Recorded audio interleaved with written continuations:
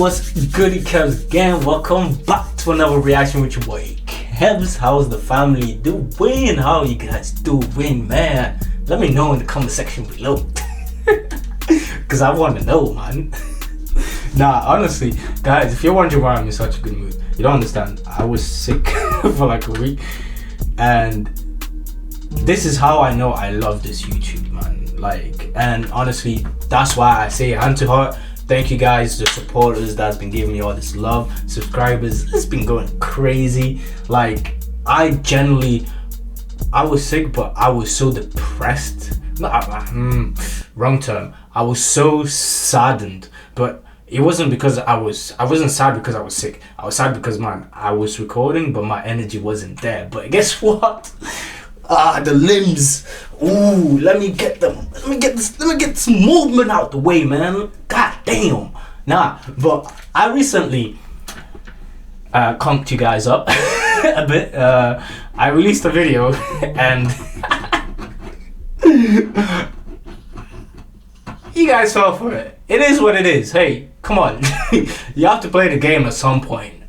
If you don't want me to play the game, keep subscribing, man. Tell a friend, sisters, uncles, cousins, nephew, brother, mother-in-law, father-in-law, daughter, adopted son. Tell all of them. Nah, but we're gonna be reacting to just how good was Peyton Manning. Let's hop into it. Manning has won more NFL MVPs than any other player and is widely regarded as the smartest quarterback to ever play the game. But despite his greatness, playoff struggles, and his rival... I don't know if you guys can see this when you guys see it, or I don't know if Stefan will see it, but that keeps happening to my YouTube. When I start up something, it gets to a point and it relapses. It plays for like 10 seconds, 20 seconds, and relapses. I don't know if anybody else is having that problem, but if you know how to fix it, please let me know in the comment section below. Alright, let's hop back into this now. With no relapsing. Yeah? Peyton Manning has won more NFL MVPs than any other player and is widely regarded as the smartest quarterback to ever play the game. But despite his greatness, playoff struggles, and his rivalry with Tom Brady has made his career one of the most highly debated of all time. So, just how good was Peyton Manning actually? Road to the NFL. Not many players have a story as unique as Peyton Manning. Even less can say their father was also an NFL quarterback. In the 1970s and 1980s, Archie Manning was the quarterback of the New Orleans Saints. So, since Peyton could walk, Archie groomed him to be an NFL QB as well. Whether it was in the neighborhood or on the Saints field, Peyton and his brothers were always playing football. That continued into high school. In Peyton's sophomore year, he took over as Isidore Newman's starting quarterback, joining his older brother Cooper, who was already a standout wide receiver. Cooper was heavily recruited by Division I schools before settling on Ole Miss, his father's alma mater. But before he could ever play for the Rebels, he was diagnosed with a spinal condition that crushed those dreams, forcing him to leave football behind forever. In honor of Coop, Peyton changed his number, donning the famous number 18. Peyton also intensified. He ran in the pitch dark, woke the coaches up to work out, and found extra time to throw to college and pro receivers. He finished his high school career with 7,207 passing yards and 92 touchdowns. But more importantly, as the #1 quarterback recruit in the nation. The whole world thought Peyton was on a path straight to being an Ole Miss Rebel like his dad. Then, Peyton shocked the world and chose Tennessee instead. It pissed off Ole Miss fans so much, they sent letters and threats to Archie's house. Peyton wanted to make his own... Nah, see, hey, I get it. You love this sport, I get it, okay? Why do you have to take it so far to send bloody death letters to the man's house? Just because he chose a different team? Nah, you guys are wilding, man. Not you guys, of course, but like, the guys that did it, they're bugging. And if you guys will do the same, then yeah, you're bugging too. Cause, goddamn, am I gonna be choosing a different team? It's like, if I had said in the video that, yeah, I actually am going to start, I'm going to, you're even making me lose my sense, my strain of thought. If I'm gonna go, what's that fucking team called again? Oh no. With Lamar Jackson. Oh no. Like, the video that I did on that, when I was trying to choose the team. Imagine if I had just said, and then you guys start sending letters to my, like, but, damn it. fucking... Nah, but let's... own lane, his own name, and so he was a Volunteer. He was so ahead in his years and his peers that when the Volunteers' senior starting quarterback went down with an injury, Peyton stepped right in as a freshman, winning 7 of his first 8 starts. Oh my in year God. 2, he was given the reins. When the Vols met the number 4 ranked Florida Gators, Manning was dealing. He took his underdog Vols to a 30-20. Actually, one sec. I literally think I conked the camera up. Wait, why is this? I'm gonna have to take a look at this afterwards. I don't know why, but my stand is a bit wobbly jobbly, ain't really lovely type shit. I don't know why, but yeah. Sorry. Let's hop back into this. The number 4 ranked Florida Gators, Manning was dealing. He took his underdog Vols to a 30-21 lead in a chaotic first half, only to have the bottom fall out. The Gators scored 48 straight points, downing Tennessee 62-37. The rest of the season, Manning dominated. The Volunteers won the rest of their games, with Manning throwing for 2,954 yards and 22 touchdowns to just 4 picks. That one loss to Florida all the way back in Week 3 was the dark cloud the Vols just couldn't shake. Despite being 10-1, it kept him out of the national title game. In his junior year, Manning was even more dominant. Once again, the Florida Gators were his kryptonite. In what was supposed to be a revenge game, Manning turned in the worst showing of his college career. The Gators picked him off 4 times as they won 35-29. The losses were eating at Peyton. So instead of going to the league, Manning gave up being the first pick for one last shot at UF. He needed to beat them. In his senior game against Florida, Manning threw 51 passes for 353 yards and tossed 3 touchdowns, but still lost. He dominated, won Tennessee and SEC championship, set every SEC passing record, won almost all the awards, but the Florida Gators kept him from ever winning it all. Still, the NFL was called. See, then at that point, you can say he was his own, he was his own enemy, you know? If you have an adversity that is a team rather than a person, you know, it's good to have rivalry and all that, but don't let something like this do that, man. With the first pick of the 1998 that's NFL just my draft, opinion, the Indianapolis Colts selected Peyton Manning. There's a new sheriff in town. Manning dominated at every level due to his I-can-make-any-throw attitude paired with an insane work ethic. It led him to set a ton of records throughout his career. The first record he set, however, just happens to live in infamy: 28 interceptions, the most ever by a rookie quarterback in an NFL season. The sorry Colts needed a savior, but Manning wasn't that just yet. 1998 was a struggle. Colts fans were really questioning Manning. Gunslinging his way through a tough year, the Colts lost 13 games, but the lessons he learned would build the foundation for a legend. Even the biggest Manning supporters wouldn't have bet on what came next. His perfectionism and attention to detail turned the Colts around in just 1 year. It was only his second year in the league, but when the game was close, there was no one you wanted to have the ball more than Sheriff Peyton. He barked out signals, audibled at the line, and was laying down the law in the clutch. In 1999, nearly every game came down to the wire. First it was the Jets, then the Chiefs, the Jets again, Miami, New England, Washington. 5 games in a row came down to one final drive with the ball in 8 teams' hands, and he came through every time. By the 7th game-winning drive of the season, it was a foregone conclusion. Peyton Manning was here to stay. After winning just 3 games in 1998, the Colts won 13 in 99. The 10-game turnaround is the largest swing in the history of the NFL, and for the first time in 12 years, the Colts made the playoffs. There, they met the Titans. That's impressive. Tennessee's defense rattled Manning all game, shutting down the Colts' offense on their way to a dominating upset. Unfortunately for the Colts, the next few years would follow a similar trend. From 2000 to 2002, Indy made the playoffs twice and lost in the first round both times. Their 0-2 playoff loss to the Jets was the one and only time Manning would ever be shut out, 41-0. It left the Colts fans speechless. Was he ever going to win in the postseason? Manning had 4 straight seasons of 4,000 passing yards with over 100 touchdowns combined, but in the playoffs, he had more losses and interceptions than touchdowns scored. And next to the other young star quarterback of the league, Tom Brady, who already won a Super Bowl, it looked even worse. Despite statistically being the top QB in the league, Peyton was at rock bottom. But in the offseason, that pain pushed Manning. If you thought he was intense before, you should have seen him in 2003. He went from being not only the best quarterback, but the best player in the entire league. He engineered the best offense in football, and they obliterated opponents as Manning won his first MVP award. But his focus was on the playoffs and their wild card round matchup with the Broncos. Between college and pro ball, winning in the biggest moments was the dark cloud that hung over him for nearly a decade. Well, the sun shined on Indy that day. 377 yards, 5 touchdown passes, 85% of his passes completed. Not only did Manning lead the Colts to his first playoff victory, but he did it in perfect fashion. He posted the third ever playoff perfect passer rating in NFL history, on the way to a 41-10 thumping of the Broncos. The Colts carried that momentum over into their divisional round matchup with the Chiefs, and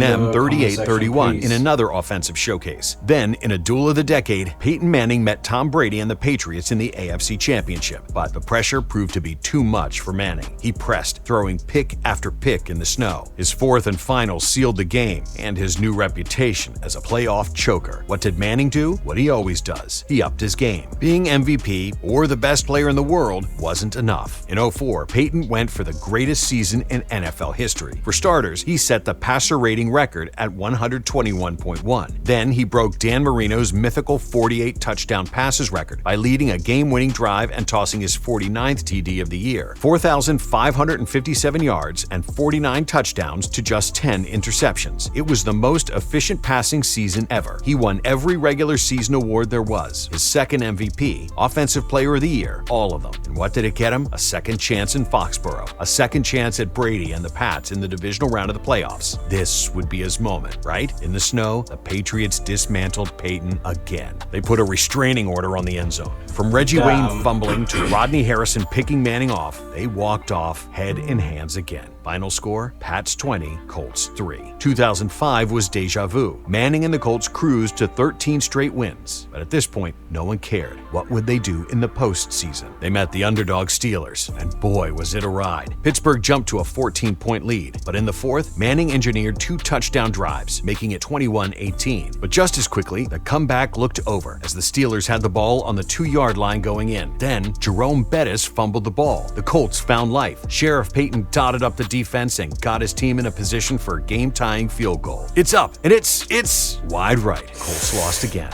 The only thing that mattered to Peyton now was winning. And in 2006, he would get his opportunity again. The AFC Championship, Peyton versus Tom 3. At first, it started just like the first two. A tale as old as time. The Pats took a 21-6 lead into the half, but Manning sat in that locker room, refusing to fail again. Right out of halftime, Manning spearheaded 2 touchdown drives to tie the game, 21-21. The wild shootout ended with the ball in Manning's hands, where he led the most significant game-winning drive of his career. Finally, Manning had beat Brady. Finally, he made it to the Super Bowl. In Super Bowl 41, the Chicago Bears put Manning in a familiar spot, down 14-6. Manning went to work, meticulously moving the ball on the Bears' stingy defense. Play by play, Peyton brought the Colts back. Then, with some help from the Colts defense, they secured a pick 6 that sealed the championship. After all the losses to the Gators, to the playoff losses, not being able to beat Brady, he finally did it. Peyton Manning was a Super Bowl champion. The years following the Super Bowl were nothing short of dominance from Manning. In 2008 and 2009, Manning won 2 more MVPs. The only time where this guy with attitude between 2 seasons, including 4 14-point comebacks in 2009 alone. Manning was a lock for at least 25 passing touchdowns, 4,000 yards, and a home playoff game. Honestly, he probably could have won more MVPs if not for voter fatigue. In 2009, the Colts found themselves 14-0, including a record-breaking 23 straight regular season wins going back to last year. Instead of going for the perfect season, they rested their players. Manning's 4th MVP passed Brett Favre for the most ever. Then, once again, Manning found himself in a familiar place, down in the AFC Championship game. He put on a clinic, making the all-world Jets defense look like trash. With 24 unanswered points to close the game, they downed New York on their way to their 2nd Super Bowl appearance. This time around, the Colts started the game with the lead, up 13-10 at halftime, but the Saints came roaring back, and with just 5:42 left in the game, they led 24-17. Everybody knew they were giving Manning the ball back with too much time, and like always, he orchestrated a drive that had the Colts in prime position on the Saints side of the field. Then, on a routine short pass to Reggie Wayne, Manning was picked off. The unthinkable. Peyton threw the pick that cost the Colts the game. But of all the challenges Peyton faced throughout his career, the next trial would be the hardest. Prior to the 2010 season, Peyton injured a disc in his neck. It seems like nerve damage. the He played the entire 2010 game season gave him a lot of stress. Less throwing strength than normal. He still put up 4,700 yards and 33 touchdowns, but at the conclusion of the season, he would have to undergo career-altering neck surgery. The first two smaller surgeries he received failed to prevent the disc in his neck from doing more damage, so he had to get spinal fusion. The fusion was successful, but it completely destroyed his arm strength. He couldn't grip, let alone throw a football anymore. Doctors told him he would likely never play again, and he missed the entire 2011 season. How important was Peyton Manning to the Colts? Without him, they won just 2 games. This secured them the first pick in the draft, and they selected Andrew Luck, Peyton's replacement, and they left Peyton out in the cold, cutting him. His time as an Indianapolis Colt was over. With all the questions surrounding Manning, would he ever get back to that MVP level? Many doubted he would play again, let alone play well. But the Denver Broncos wanted to risk it all, and they signed Peyton Manning. Mile high.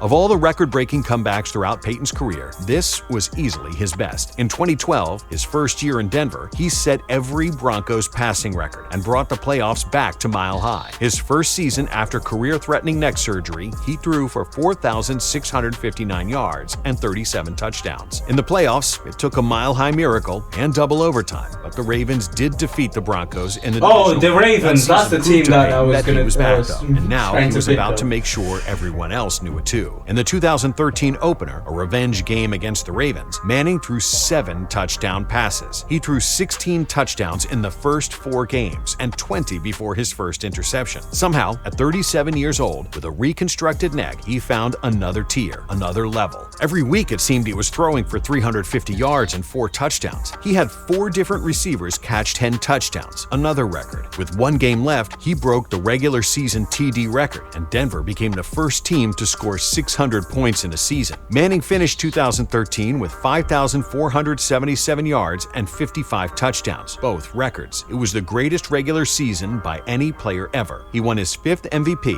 and is the only player to win the award on 2 different teams. Surprise, surprise. The historic year led to another showdown with Tom Brady in the AFC Championship game. Manning was electric, throwing for 400 yards and 2 touchdowns in a commanding victory. This boy is back in the Super Bowl, relentless. this time against the Legion of Boom, the greatest offense ever versus the best defense in football. The opening play summed up Super Bowl 48. The snap sailed over Manning's head for a safety. Seattle's D-line hit Manning over and over, and they suffocated receivers downfield. Denver's historic offense was shut out for 3 quarters in a 43-8 blowout loss. 2014 would be Manning's last full season, another incredible 4,727-yard, 39-touchdown year. This time in the playoffs, he faced his successor in Indy. Luck and the Colts took down Denver 24-13 in the divisional round. By 2015, the world knew it was Sheriff Peyton's last ride. He was already the all-time passing yards, touchdowns, and wins leader. But with his arm strength deteriorating, Peyton's body couldn't make the plays his brain could see anymore. He played just 8 full games in the regular season before a torn ligament in his foot put him on ice for the remainder of the year. Despite that, there was no way the injury was going to keep Manning from playing in the playoffs. After defeating the Steelers in the divisional round, a familiar foe stood in the way. The final meeting between Tom Brady and Peyton Manning came in another AFC Championship game, the 5th time they met in the playoffs. Manning managed the game perfectly, letting his incredible defense beat up on Brady to the tune of a 20-18 win. Manning was now 3-2 against Brady in the playoffs, erasing all the hate he got for his early, crushing losses. Peyton's finale would be for a Super Bowl championship. It was as storybook as they come. Denver's defense, with superstar Von Miller, took the #1 ranked Carolina Panthers offense and dismantled them. Miller's early strip sack on Cam Newton was taken to the house, so with a 10-0 lead, Manning was in his element. He could manage the game and control the clock. It was completely different than early in his career, where he shouldered the load for his team. Denver led the entire game. Then, when Von Miller struck again late in the 4th, giving the ball back to Manning inside the 10, the game was as good as over. C.J. Anderson barreled in for the last touchdown of the game. Manning's final pass would be a 2-point conversion to Benny Fowler, clinching the Broncos championship 24-10. For a guy that supposedly can never win the big one, Peyton Manning went out a champion. Manning was so special it took just 13 seconds to be voted a first-ballot Hall of Famer. Even Tom Brady says the Sheriff is the greatest of all time. That's how good he is. Situational, it seems. situational, but also he had his parts to play in that. But it seems mostly situational. You know, this guy was good, man. Like, I don't know why, but it just seems. I'm just speaking my mind here, so I'm just gonna speak, right? But to me, it seems like the game stressed him.